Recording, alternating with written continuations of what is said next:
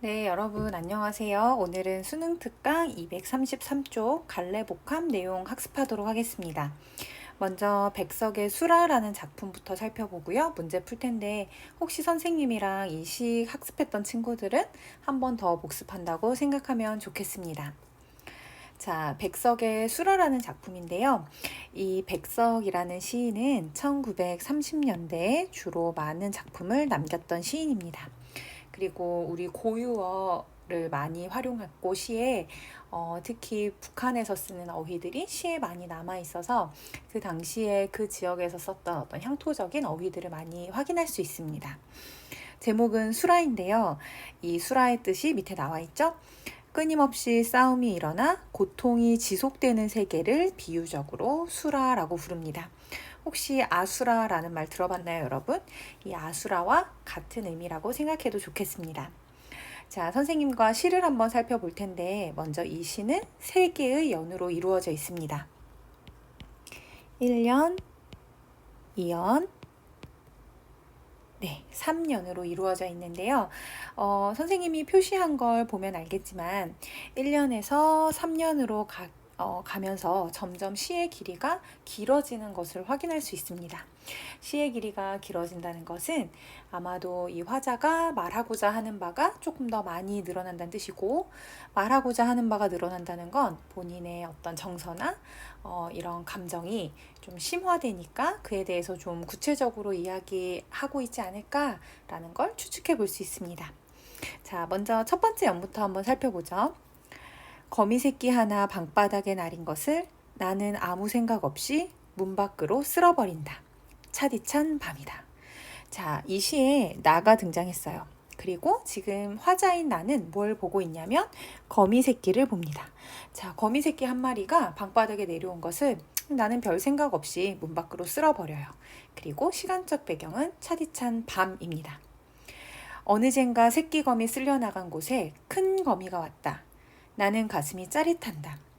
나는 또 큰 거미를 쓸어 문 밖으로 버리며 찬 밖이라도 새끼 있는 대로 가라고 하며 서러워한다. 자, 이번에는 아까 화자인 나가 문 밖으로 그 거미를 쓸어버린 그 자리에 또 다른 거미가 왔습니다. 그런데 이번에는 아까 쓸려나간 거미보다 조금 더 큰 거미예요. 그래서 화자는 짜릿한 감정을 느껴요. 마음이 좀 찌릿하는 거죠. 그러면서 나는 또 큰 거미를 쓸어 문 밖으로 버리면서 이렇게 생각해요. 찬 밖이지만 너 거기에 새끼 있는 대로 가라고 하면서 서러워해요.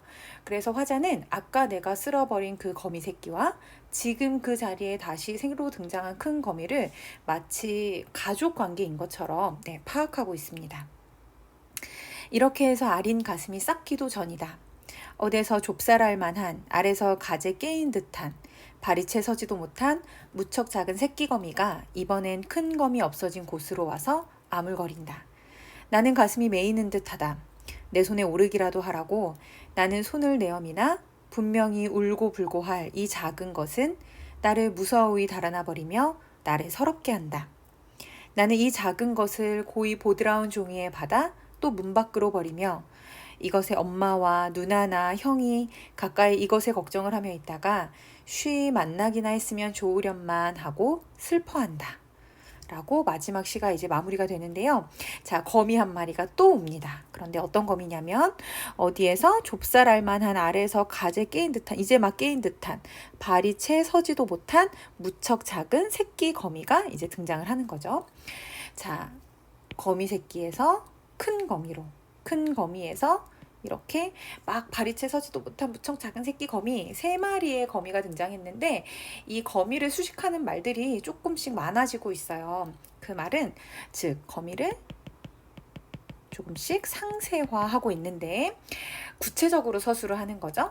그 말은 이 거미가 조금씩 화자에게 관심의 대상으로 다가오고 있음을 우리는 예상해 볼 수 있습니다. 그러니까 이 거미에 대해서 꾸며주는 말도 조금 더 많아지겠죠. 관심이 대상이 됐기 때문에. 자, 그리고 이 화자는 역시나 마찬가지로 그 거미를 밖으로 버려요. 그런데 이번에는 그 밖으로 버리는 이유가 1년에서는 그냥 별 생각 없이 버렸다면 이번에는 너도 아까 그 쓸려나간 거미들의 가족이니? 너가 그 아기니? 그럼 너 나가서 가족들 만났으면 좋겠다 하는 마음으로 이제 버리는 거죠. 자, 화자는 1년부터 그 다음에 2년, 그 다음에 3년에 이르기까지 전부 다 같은 행동을 반복하고 있습니다. 거미를 전부 문 밖으로 버리고 있는 거죠. 그런데 이 문 밖으로 거미를 쓸어버릴 때 화자의 정서가 조금씩 변하는 걸 알 수 있어요. 1년에서는 화자는 아무 생각이 없었어요. 처음에는. 그러다가 큰 거미를 보고 혹시 가족을 내가 헤어지게 만들었나? 라는 생각에 마음이 좀 짜릿해지고 그런 마음을 느끼면서 서러움도 느끼죠. 그리고 또 나는 막 조그만한 거미를 보면서 내가 이 가족을 헤어지게 만들었다니 라는 생각을 하게 됐을 거예요. 그래서 가슴이 메이는 듯하고 그리고 또 내가 서러워지기도 합니다. 자, 그리고 이 마지막 새끼 거미를 버리면서 이렇게 생각하죠. 너네 가족 다시 만났으면 좋겠다 라고 마지막에는 슬퍼하고 있어요. 그래서 화자의 정서가 변화되고 있는데 이 시적 대상인 거미를 바라보는 인식도 변화하고 있음을 우리는 확인할 수 있습니다. 네, 인식도 이렇게 확인하고 있죠. 그러면 여기에서 이 엄마나 누나나 형이라고 생각했던 것은, 즉 가족이라고 생각했던 것은 화자가 그렇게 의미를 부여한 거지 실제로 이 거미들이 뭐 가족관계였는지까지는 우리가 확인할 수 없죠. 그리고 이 거미를 가족관계로 화자는 여겼기 때문에 이제 화자의 소망이 이렇게 드러나는 거죠. 너네 쉽게 만났으면 좋겠다. 얼른 빨리 만났으면 좋겠다. 라는 어떤 자신의 소망을 드러내면서 이 작품을 마무리하고 있습니다. 자, 선생님이랑 이 작품을 가지고 뒤에 문제를 한번 살펴볼 텐데요. 살펴보기 전에 아까 선생님이 1년에서 3년까지 시의 길이가 점점 길어지면서 화자의 생각도 점점 구체화된다고 이야기했었죠. 그리고 우리가 지금 봐서 알겠지만 화자의 정서도 점점 심화되고 있음을 확인할 수 있어요. 그래서 우리가 이렇게 화자의 정서가 점점점 심화될 때 그걸 어떤 표현이라고 하냐면 점층적이다 라고 이야기해요.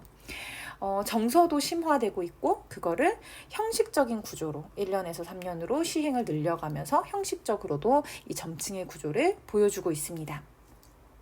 자, 뒷장으로 넘겨서요. 3번 문제 한번 살펴볼까요? 3번 문제 보면 보기를 참고하여 나를 감상한 내용으로 적절하지 않은 것을 고르라고 했는데 이 수라는 방바닥에 내려오는 거미들을 반복적으로 쓸어버리는 행위를 하는 동안 화자의 대상에 대한 인식의 변화 과정이 드러납니다. 기억나죠? 아무 생각 없다가 서러워지고 슬퍼지는 감정까지 가게 돼요. 그래서 내적 갈등과 정서의 심화 등을 보여주고 있는데 이를 통해 시인은 외적 요인으로 가족 공동체가 해체되는 이산의 고통을 겪는 거미들의 상황을 수라에 비유함으로써 일제강점하 우리 민족의 비극적 현실을 형상화하고 있고 이 거미들이 나의 문 밖으로 버리는 행위를 통해서 흩어진 것이 일제강점기 하에 우리 민족의 비극적 현실을 형성하고 있다고 했고 그리고 공동체 회복에 대한 소망을 드러내고 있다라고 했어요. 그래서 앞에서 이렇게 이야기했었죠? 쉬 만나기나 했으면 좋겠다. 이게 바로 우리의 공동체 회복에 대한 어떤 소망이었음을 우리가 확인할 수 있겠습니다. 자, 문제 한번 쌤이랑 살펴볼까요? 3번 문제 1번. 1년에서의 거미 새끼를 2년의 큰 거미와 헤어진 존재로 여기는 것을 볼 때 화자가 가족처럼 생각하잖아요.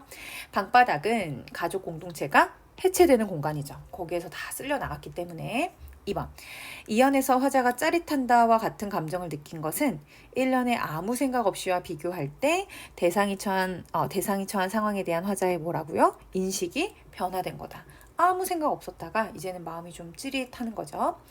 3번에 2년에서 큰 거미를 버리며 서러움을 느끼는 것을 볼 때 거미들의 모습을 통해 이산 고통을 겪는 우리 민족의 모습이 형상화된 것으로 볼 수 있다. 아까 거미들의 모습이 이산의 고통을 겪는 우리 민족의 모습을 형상화하고 있다라고 이야기했었죠. 자, 4번에 3년에서 좁쌀 만한 거미를 쓸어버리며 다른 거미들을 만나기를 기원하는 것은 해체된 가족 공동체가 어떻게 되기를 회복되기를 바라는 정서를 드러낸 것으로 볼 수 있다. 3년에서 무척 작은 새끼 거미가 화자의 손길을 회피하는 모습은 수라와 같은 비극적 상황에 처한 당대 민족 구성원들 간의 갈등을 형상화한 것이라고 볼 수 있군이라고 나와 있는데, 새끼거미와 화자가 이제 새끼거미가 화자의 손길을 회피해요. 그럴 때 이거를 민족 구성원들 간의 갈등을 형상화했다라고 보면, 이 새끼거미와 화자가 어떤 갈등을 이루면서 각각의 민족 구성원들을 의미해야 되는데, 여기에서 거미는 뭐 이산의 고통을 겪는 민족의 모습이라고 볼 수 있지만, 화자인 나는 민족 구성원들을 뜻하지 않죠. 그러면 이 새끼거미는 왜 화자의 손길을 거부했을까? 이 화자가 이 새끼거미를 보면서 손을 이렇게 내밀어서 여기에 좀 올라왔으면 하고 내미는데, 이 새끼거미가 막 달아나거든요. 그것은 자기보다 더 큰 어떤 손이 왔을 때 무서워하는, 그냥 내재된 두려움인 거지, 회피하는 것은 이게 민족 구성원들 간의 갈등을 형상화한 것으로 보기는 조금 어렵습니다. 그래서 정답은 5번이 되겠습니다. 자, 세 번째 작품은요, 법정의 설해목이라는 작품인데, 뒤에 한문이 나와 있진 않지만 우리가 내용을 유추해보면, 자, 목은 나무예요. 설은 눈설자일 테고요. 설해를 입은 나무, 설해, 눈으로부터 해를 입은 나무라는 뜻인 것 같습니다. 자, 법정의 설해목이라는 내용, 수필이고요. 한번 선생님이랑 살펴보죠. 왜 법정 스님의 유명한 수필 있죠, 여러분? 무소유라는 혹시 수필을 들어봤는지 모르겠는데, 네, 이번에는 설해목이라는 작품을 살펴보도록 하겠습니다. 해가 저문 어느 날 오막살이 토굴에 사는 노승 앞에 더벅머리 학생이 하나 찾아왔다. 인물이 나와서 선생님은 표시 한번 해볼게요. 노승, 나이가 좀 드신 스님, 그 다음에 더벅머리 학생이 찾아왔대요. 아버지라는 인물도 나왔네요. 아버지가 써준 편지를 꺼내면서 그는 사뭇 불안한 표정이었다. 사연인즉 이 망나니를 학교에 서고 집에 서고 더 이상 손댈 수 없으니 스님이 알아서 사람을 만들어 달라는 것이었다. 이 학생 학교에서 좀 문제를 많이 일으켰나 봐요. 아버지가 도저히 안 되겠으니 스님이 좀 맡아주십시오. 물론 노승과 그의 아버지는 친분이 있는 사이였다. 편지를 보고 난 노승은 아무런 말도 없이 몸소 후원에 나가 늦은 저녁을 지어왔다. 저녁을 먹인 뒤 발을 씻으라고 대야에 가득 더운 물을 떠다 주었다. 이때 더벅머리의 눈에서는 주르륵 눈물이 흘러내렸다. 자, 이 나이든 스님이 뭐 해주셨냐면 늦은 저녁도 지어주셨고요. 씻으라고 물도 떠다 주셨어요. 그랬더니 이 학생이 주르륵 눈물을 흘렸답니다. 그는 아까부터 훈계가 있으리라 은근히 기다려지기까지 했지만 스님은 한마디 말도 없이 시중만을 들어주는데 크게 감동한 것이다. 훈계라면 진저리가 났을 것이다. 그에게는 백천마디 좋은 말보다는 다사로운 손길이 그리웠던 것이다. 자, 이 학생이요, 자신에게 혼을 낼 거라고 생각했을 거예요. 그런데 실제로 스님은 이 학생을 어떻게 대했냐면 아주 다사로운 손길로 대한 거죠. 따끔한 훈계나 혼내는 그 태도가 아니라 따뜻하게 품어주는 마음씨, 그거에 이 아이는 이제 눈물을 흘렸던 겁니다. 감동을 받아서요.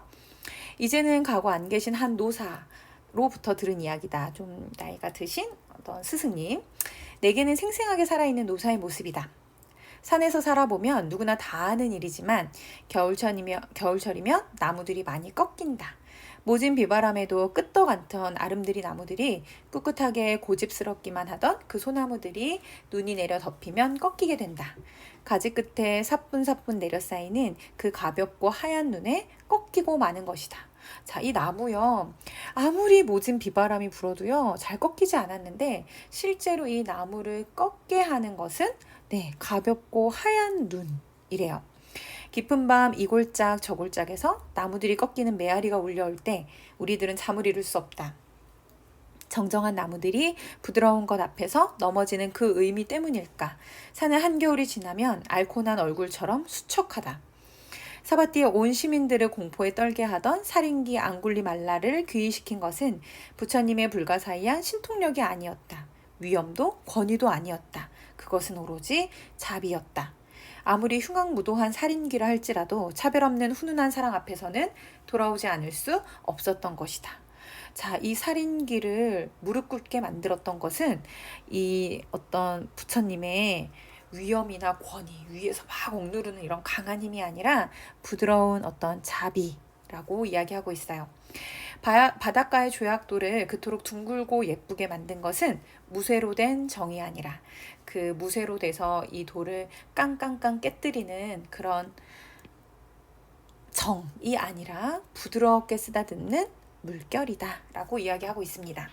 자, 선생님이 지금 세모와 동그라미로 좀 구분을 해보았는데 이 세모와 동그라미들의 공통점이 있죠? 그 더벅머리 학생의 눈물을 흘리게 만들었던 건 부드러운 다사로운 손길, 그리고 나무를 꺾게 했던 건 부드러운 눈, 그리고 그 살인마를 무릎 꿇게 만들었던 건 부처님의 자비, 그리고 뾰족한 그 돌들을 부드럽고 동그랗게 만들어줬던 건 부드럽게 쓰다듬는 물결. 그래서 결국 아주 강하고 센 것보다는 더 부드러운 것들이 큰 힘을 가지고 있다. 뭐 이런 내용으로 우리는 또 확인을 해볼 수 있을 것 같은데, 자, 뒤로 넘겨서 선생님이랑 4번 문제 먼저 한번 확인을 해보도록 하겠습니다. 자, A와 보기에 대한 설명으로 적절하지 않은 것을 고르라고 했어요. 정호승이라는 시인의 설해목인데 앞에 법정스님의 설해목과 제목은 똑같아요. 자, 한번 볼게요. 천년 바람 사이로 고요히 폭설이 내릴 때 내가 폭설을 너무 힘껏 껴안아 내 팔이 뚝뚝 부러졌을 뿐, 부러져도 그대로 아름다울 뿐, 아직 단 한 번도 폭설에게 상처받은 적 없다 라는 시인데, 자, 이 시에서 나가 등장합니다. 이 나는 바로 누구냐면 설의 목, 나무겠죠? 자, 폭설이 내릴 때 이 화자는 이렇게 표현했어요. 이 시인은 이 나무가 폭설을 내가 힘껏 껴안아서 내 팔이 어떻게 됐다? 부러졌다. 우리 왜 나무에 눈이 소복소복 많이 쌓이면 나무가 부러지잖아요. 그 무게를 이기지 못하고 그걸 내가 폭설을 너무 껴안아서 내 팔이 부러졌다. 그런데 그렇다고 폭설을 원망하지 않아요. 뭐라고 하냐면 부러진 그대로 아름답다 라고 오히려 승화하고 있는 거죠. 그러면서 나는 단 한 번도 이 폭설에게 상처를 받은 적이 없다라고 이야기하고 있습니다. 자, 적절하지 않은 거 고르라고 했는데요. 1번, A는 보기와 달리 자연 속에서 발생하는 현상을 나무의 입장에서 설명하고 있다고 했어요. 앞에 A 잠깐 넘겨볼까요, 다시? 자, A 보면 이 부분인데 A는 산에서 나무가 꺾어지는 건 모진 비바람이 아니라 가볍고 하얀 눈 때문에 꺾이는 거라고 글쓴이가 말하는 거지 나무의 입장에서 말을 하고 있는 것은 아닙니다. 그래서 정답은 1번이 되겠습니다. 나무의 입장이 아니죠. 오히려 나무의 입장에서 말한 건 복이라고 볼 수 있겠네요. 2번, 보기는 A와 달리 눈으로 인한 상처를 사랑의 아름다움으로 승화시키고 있다. 눈으로 인한 상처, 부러진 걸 뭐로 승화하나요? 그대로 아름답다 라고 승화하고 있죠. 자, 3번에 A는 나무의 변화하는 모습. A에서 나무가 어떻게 변화했죠? 부러졌죠. 네. 보기는 나무의 변함없는 태도. 어떤 변함없는 태도? 단 한 번도 상처받은 적이 없다. 폭소를 미워하지 않는 변함없는 태도. 4번에 A는 눈이 나무에 어떻게 작용하는가? 눈이 나무에 어떻게 작용했어요? 나무를 부러뜨리는 일을 한 거죠. 보기는 나무가 눈을 어떻게 받아들이는가? 나무가 눈을 어떻게 받아들인대요? 폭설을 껴안는다고 했고 내가 껴안아서 팔이 부러진 거고 그래도 나는 폭설을 상처받은 적은 없다라고 얘기하고 있습니다. 5번에 A와 보기는 모두 특정한 계절을 시간적 배경으로 하여 말하고 있대요. 둘 다 눈이 내리고 있다고 했으니까 우리는 무슨 계절임을 확인할 수 있냐면 겨울임을 확인할 수 있죠. 자, 가나다 작품을 모두 살펴봤기 때문에 우리 가 작품은 지난 시간에 선생님이랑 한번 살펴봤었어요. 자, 1번부터 한번 문제를 살펴보죠. 가에서 다에 대한 설명으로 적절하지 않은 건데 1번, 가에서 다는 모두 의인화된 자연물을 통해 화자가 말하고자 하는 바를 전달하고 있다. 가에서는 산수유나무가 농사를 짓고 있다고 이야기했어요. 나에서는 그 거미들을 마치 가족 관계인 것처럼 표현을 했죠. 자, 그리고 다에서는 이 나무에 대해서 이야기할 때 꿋꿋하게 고집스럽기만 하던 소나무 이런 표현들 나옵니다. 그래서 세 가지 다 의인화를 통해 화자가 말하고자 하는 바 전달하고 있어요. 2번, 가는 나와 달리 화자를 표면에 드러내지 않고 대상에 대한 정서를 함축적으로 전달하고 있다고 했는데 화자를 보통 표면에 드러낸다는 건 나로 등장하는 경우가 많죠. 나 같은 경우에는 내가 아무 생각 없이 문 밖으로 거미를 쓸어버린다 이런 표현에서 알 수 있듯이 나가 표면에 드러나지만 가에서는 드러나지 않습니다. 그래서 2번도 적절하고요. 3번 나는 가와 달리 촉각적 이미지를 활용해서 비극성을 느끼게 하는 시간적 배경을 제시하고 있대요. 자, 여러분 나 작품에서요. 시간을 나타내는 말이 있습니다. 시간을 나타내는 말. 이 친구들 찾을 수 있을까요? 그렇죠. 이행에 차디찬 밤이다. 그런데 밤은 밤인데 시간이죠? 어떤 밤? 차가운 밤이요.